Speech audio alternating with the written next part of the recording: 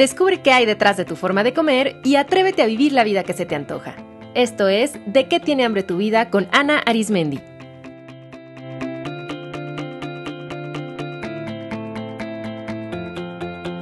Este es el episodio número 54, Fear Foods, alimentos que asustan.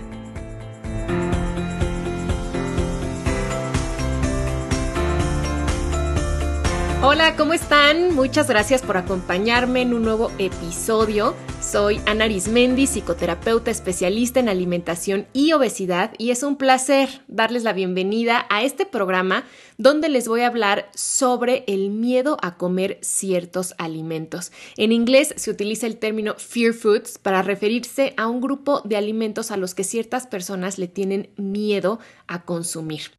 Pero bueno, antes de empezar, les quiero recordar las fechas de mis próximos talleres de ¿Qué tiene hambre tu vida? Este fin de semana, ya en un par de días, 20 y 21 de agosto, voy a estar en San Luis Potosí. Aún quedan un par de lugares disponibles, así es que si se quieren inscribir todavía pueden hacerlo, solo escriban a info@dequetienehambretuvida.com. Y el 5 de septiembre inicia el taller 100% online, que está abierto para personas que viven en cualquier parte del mundo y que desean profundizar y transformar su relación con la comida y liberar el exceso de peso. Es una experiencia increíble y realmente transformadora. Les quiero compartir que el taller de ¿Qué tiene hambre tu vida? Está abierto para hombres y mujeres. Han habido varios hombres ya en los talleres, así es que no es privativo, nada más para las mujeres. Hombres son bienvenidos y toda la información aplica para ambos géneros. Si les interesa saber más sobre los talleres presenciales o el taller online, toda la información está en dequetienehambretuvida.com. Va a ser un placer conocerlos en el taller y poder trabajar de forma más personalizada y puntual. Recuerden que el cambio interior proviene sobre todo de la experiencia, no nada más de la información. No por saber o, por ejemplo, por escuchar el podcast viene el cambio interno. Realmente eso es a través de la experiencia. Por eso les recomiendo muchísimo tomar el taller o tomar alguna terapia individual para poder bajar a su realidad todo esto. Muy bien, pues ya entrando en materia, quise hacer este programa porque algo que oigo frecuentemente entre mis pacientes y mis alumnas es que le tienen miedo a ciertos alimentos, sobre todo a aquellos altos en calorías, grasas y azúcares, como piensen en pizza, helado, chocolate o pan, pero también puede ser a otros alimentos considerados saludables, por ejemplo, aguacate o mantequilla de cacahuate, justamente por su carga de grasas. ¿Alguna o alguno de ustedes le tiene miedo a ciertos alimentos? Hay veces que se le tiene miedo a un alimento en específico, pero a veces a grupos más genéricos, como a la grasa o los carbohidratos o los cereales. Y la exposición a esos alimentos a los que se teme, por ejemplo, en una fiesta, o a veces el simple hecho de estar en un restaurante que los vende y de percibir su aroma, puede ser un disparador de mucha ansiedad. Y para protegerse de dicha angustia, las personas pueden activar ciertos mecanismos de defensa. Por ejemplo, prohibirse tajantemente esos alimentos, evitar acudir a situaciones donde pueden entrar en contacto con ellos y restringir demasiado su alimentación para evitar caer en la tentación. Esa sensación de control les ayuda a aliviar la angustia un poco y entonces pueden volverse extremadamente controladores, siguiendo dietas muy estrictas, con listas de alimentos permitidos y sin la posibilidad de ser flexibles. Esta restricción para tratar de controlar la angustia puede llevarlos a extremos como que eviten situaciones sociales como cumpleaños, carnes asadas, comidas en el trabajo y que eso empiece a afectar la calidad de su vida social o de su vida familiar o en pareja por el terror que sienten a veces solamente estar en un contexto donde los pueden encontrar. Por otro lado, puede ser que las personas con miedos a ciertos alimentos se enfrasquen en un ciclo de restricción que después desencadene un periodo de comer sin control, para después regresar a la privación, porque como les platiqué en el episodio 31, restricción siempre lleva a rebelión y entonces que estén atascados en atorados en ese círculo vicioso. Entonces, ya sea que de pronto consuman en exceso ese alimento al que le temen o que se lo prohíban por completo, al final están viviendo en un miedo constante y eso es lo que es disfuncional. Mucho ojo, no es lo mismo decidir no comer chocolate porque, por ejemplo, causa dolor de cabeza, pero no hay miedo, no hay angustia, se puede convivir con un chocolate enfrente, no hay ningún problema. Si se va a un restaurante y la persona pide un chocolate caliente, no se sufre. En este caso sí hay mucho sufrimiento. De hecho, la persona invierte muchas horas y energía pensando en cómo evitar entrar en contacto con esos alimentos, cómo aguantarse las ganas o fantaseando y luchando con esa fantasía de que un día los puede comer. Entonces vamos primero a identificar qué significan estos miedos a la comida, cómo se originan y lo más importante les voy a compartir cómo superarlos con algunas estrategias. Entonces lo primero que quiero aclarar es que realmente no se le tiene miedo al alimento en sí. Esto es bien importante entenderlo. La comida solo es el objeto donde se deposita un miedo interno. Entonces, no es la fresa, el aguacate o la rebanada de pan en sí lo que realmente nos asusta, sino el miedo que estamos proyectando ahí. ¿Y como cuál puede ser ese miedo? Pues sobre todo el miedo al rechazo, el miedo al fracaso, a no ser suficiente, a no ser capaz y a no pertenecer.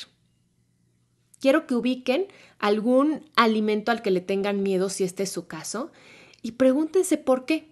O sea, ¿de dónde viene ese miedo? ¿Por qué les da terror comer eso? Las respuestas más comunes son porque creen que engorda, porque creen que les va a hacer daño o porque creen que comerlo les va a causar descontrol. Es el caso de las personas que dicen, no, es que si me doy permiso de comer un pedacito de chocolate, al rato no voy a poder parar y me voy a comer toda la barra o muchas barras. O estoy segura que si me doy permiso de comprarme un pan, al rato no voy a poder parar y por días voy a estar consumiendo pan. Entonces, lleven este cuestionamiento un poco más allá, que es como lo que hacemos en terapia, y pregúntense, a ver, ¿y si en verdad por comerme un aguacate engordara, qué pasaría? O sea, ¿qué pasa si engordo? Y además, ¿qué tanto realmente podría engordar de comerme, incluso si llegan a hacerlo, todo un aguacate? O por ejemplo, si en verdad les llegara a enfermar comer cierto alimento, a ver, ¿qué pasaría? O si en verdad causara descontrol, ¿qué es lo peor que podría pasar? Si se dan cuenta y si llevan este cuestionamiento a niveles más profundos, muchas veces ni siquiera la gordura misma es el miedo central, sino lo que se cree que el exceso de peso trae consigo. O sea, hay personas que dicen, me da miedo comer pan porque el pan engorda. ¿Y por qué te da miedo engordar? Y entonces ahí es donde surge el verdadero miedo y es porque se cree que estar gordo va a generar rechazo, fracaso o soledad, por ejemplo. El temor a la enfermedad también es al final miedo a la muerte, que es un miedo a no ser. Y el descontrol representa un miedo a toda la energía contenida. Voy a hablar de eso un poquito más adelante, a dejar salir, a permitir ser. Lo que nos da miedo con el descontrol es justamente esa energía interna que no sabemos qué hacer con ella. Yo también he observado que un miedo que lleva a la evitación de los alimentos es el miedo a sentir placer. Y aunque esto suene a veces contradictorio porque todos dirían, no, pero el placer es algo que se siente riquísimo y trae mucho bienestar y es algo que estamos programados para buscar, eso es cierto, pero muchas personas le tienen miedo porque no se creen merecedoras de él o porque el placer es una sensación que perciben que las pone en peligro, en una posición vulnerable y por eso también la evitan. Yo he tenido casos de alumnas y de pacientes que evitan, por ejemplo, postres o cosas como lácteos o mantequilla, porque ese sentir tan rico, ese bienestar que las pone en un estado de relajación, como que baja la guardia y entonces se sienten vulnerables. Y obviamente esto tiene que ver con algún episodio de algún trauma profundo en su vida. Entonces, antes que nada, quiero que se den cuenta que en realidad no le tienen miedo al alimento en sí. Lo que ocurre es una proyección de miedos muy profundos que en pocas palabras es un miedo a ser. a ser el cuerpo que eres y no el de las revistas, a divertirte, a sentir placer y el miedo a que todo eso haga que no encajes o que te critiquen o que te ponga en una posición de peligro o que tal vez todo eso, permitirte el placer o permitirte tener el cuerpo de curvas que tienes, va en contra de los valores que tú has elegido creer. A todo esto, además, hay que sumarle que vivimos en una sociedad donde se promueve este miedo, ya que el ideal de delgadez genera un terror no solo al sobrepeso y a la obesidad, sino incluso ya casi que a cualquier manifestación de grasa corporal en el cuerpo. Ahora el ideal de delgadez se ha ido transformando en un ideal por un cuerpo fit, un cuerpo fuerte. Y aunque esto también ha ido cambiando, creo que sí vamos en un camino de mayor aceptación de la diversidad corporal. Todavía se considera la gordura como un sinónimo de fracaso, de flojera, y la delgadez como éxito y felicidad. Y aunque sabemos que esto es totalmente ilógico, o sea, ninguna característica física de ninguna persona le trae automáticamente ni felicidad, ni dinero, ni pareja, pero finalmente es un mensaje inconsciente muy arraigado que todavía está presente en muchas personas y que por eso las lleva a todo esto. Y otro factor también es que la obsesión por la delgadez o por el cuerpo fit genera una mentalidad de dieta donde se moraliza la comida. O sea, hay alimentos que se consideran buenos y otros malos y comer de los malos es como un pecado que te hace mala persona, poco disciplinada. Y aparte, bueno, que supuestamente te va a llevar a subir de peso. Entonces vivimos bombardeados de información que nos dice por un lado que el pan engorda, luego que no, que son las grasas, las malas y luego que tal alimento produce cáncer. Entonces estamos inmersos en mensajes extremistas. Unos alimentos son lo peor y casi que nos van a matar al primer bocado, mientras que otros son súper alimentos y son casi sagrados porque lo curan todo. Y la realidad es que ni uno ni el otro. O sea, sí, por supuesto, existen alimentos con mayor valor nutricional que otros. Sí es cierto que hay productos que hasta yo cuestionaría si realmente son comida, como un Twinkie, pero aún así, ningún alimento por sí mismo tiene la capacidad de aumentar la grasa corporal, de enfermar o de curar. Eso es el resultado de todo un estilo de vida. Tampoco porque coman guaraná y guanábana y sus chía y todos estos como superalimentos, pero no llevan un estilo de vida saludable, pues tampoco eso los va a curar de enfermedades. Entonces, como ven, cuando se junta la presión del medio por estar delgado con el autoconcepto poco funcional de una persona, pues boom, se instaura el terror. ¿Y quiénes son los malos? El pobre aguacate, solo por ser tan cremoso y delicioso, el pan con su aroma irresistible, la mantequilla y la crema de cacahuate se vuelven los malos del cuento y se genera la fantasía de que si se logra controlar su consumo, entonces ya, todo será tranquilidad y felicidad. Pero eso ya sabemos que solo brinda alivio momentáneo, pero los miedos centrales ahí siguen. Y si han escuchado también los episodios en los que he hablado más de antojos, saben que cuando tenemos un antojo repetitivo de algún alimento es porque trae un mensaje, y ese mensaje es que algo nos hace falta a nivel fisiológico o a nivel emocional, incluso también a nivel espiritual, y ese antojo no se va a ir hasta que no decodifiquemos o descifremos ese mensaje. Así es que por un momento podemos aguantarnos las ganas de comer, pero al rato eso va a resurgir y va a resurgir con mayor fuerza. Entonces, ¿qué hacer? Les voy a compartir una serie de estrategias para superar el miedo a ciertos alimentos, no sin antes acotar que las personas que han vivido con anorexia o con conductas demasiado restrictivas requieren apoyo profesional para hacer frente a sus miedos.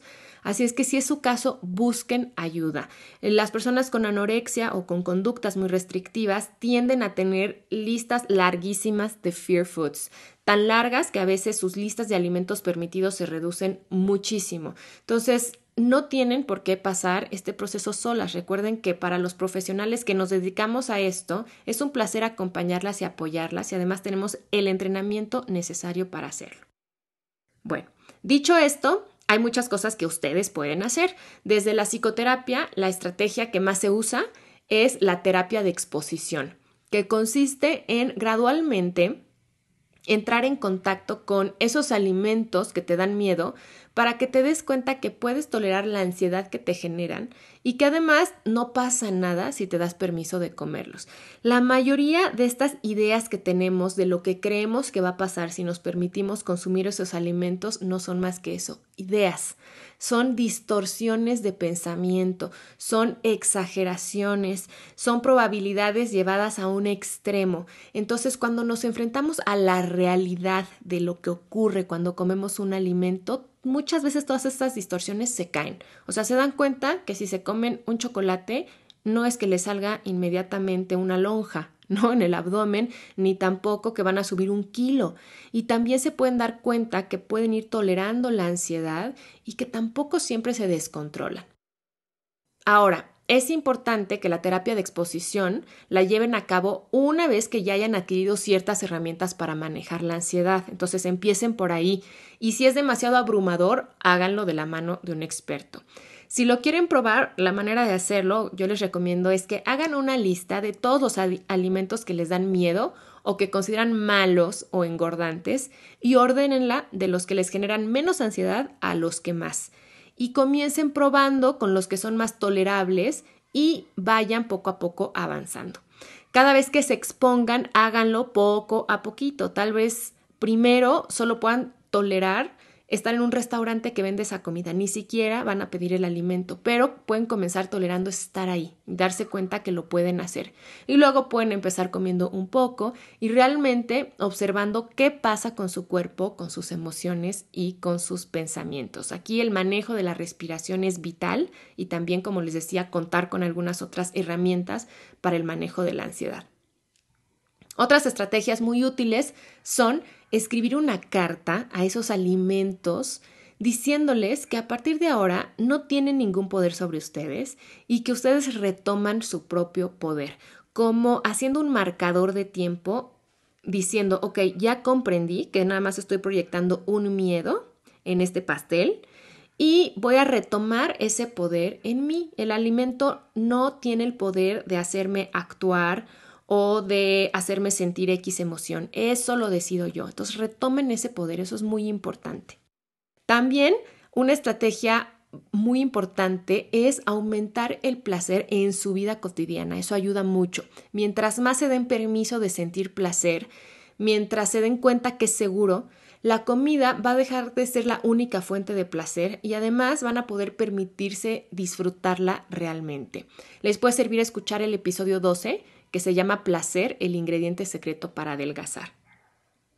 Otra estrategia es darse permiso de ser ustedes mismas. Y claro que esto puede tomar tiempo porque requiere autoconocimiento, confrontar condicionamientos sociales, pero mientras más acepten su propio cuerpo, sus gustos, sus intereses, sus talentos, menos van a tener la necesidad de ser como todos y de cumplir con estas expectativas y podrán ir cultivando hábitos positivos para ustedes. Mientras más se conozcan y se acepten, menos va a ser el miedo al rechazo o al fracaso.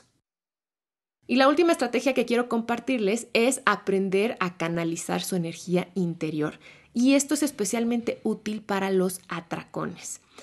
Fíjense, para mí un atracón es la manifestación de tu inmensa energía que simplemente no estás canalizando de forma correcta. Tal vez no te estés dando permiso de decir lo que piensas, de hacer lo que te gusta, de sentir tus emociones, de ser creativa e innovar o de tener una vida sexual plena. Y entonces la energía se acumula y cuando ve la oportunidad, pues sale, porque si se quedara ahí atorada te iba a enfermar. Entonces, acércate a libros, cursos y terapeutas que te enseñen cómo liberar la energía emocional y las diversas formas que hay de canalizar la energía sexual. Y eso te va a ayudar a reducir muchísimo los atracones. Por ejemplo, bailar, hacer arte, expresarte vía oral o escrita son grandes formas de lograrlo. Me encantaría que me platiquen si ustedes le tienen miedo a alimentos y cuáles son y qué han hecho para tratar de reducir esa angustia y con cuál de estas estrategias les gustaría comenzar a probar. Yo sé por experiencia propia y profesional que enfrentar el miedo a comer puede ser muy fuerte porque es ver frente a frente a tus monstruos internos. Muchas personas de pronto no cobran conciencia de que para Ciertas personas que tienen este conflicto con la comida, realmente sentarse a comer una hamburguesa o darse permiso de tomar una copa de vino puede ser algo profundamente confrontativo. Yo lo entiendo, pero ten la confianza que puedes lograrlo. Va a tomar su tiempo, pero es 100% posible. A los monstruos se les desarma prendiendo la luz y enfrentándolos cara a cara. Y el miedo es necesario para todo crecimiento. No le tengas miedo al miedo. Acuérdate que no es más que una emoción, que es energía en tu cuerpo, solo eso. Y que si logras tolerarla, te va a ayudar a crecer, a salirte de tu zona conocida y a poder hacer muchas más cosas. Espero que este episodio les sirva y les guste, y les agradecería mucho que apoyaran el podcast compartiéndolo con otras personas y dejando una calificación y reseña en iTunes. No les toma más de 5 minutos y aumenta la posibilidad de que este podcast sea visible para más personas, y así todos sumamos a compartir este mensaje de crear paz con la comida y con nuestro cuerpo. Les dejo un fuerte abrazo y nos escuchamos nuevamente pronto. Esto fue ¿De qué tiene hambre tu vida? Con Ana Arismendi. Para más información visita www.dequetienehambretuvida.com.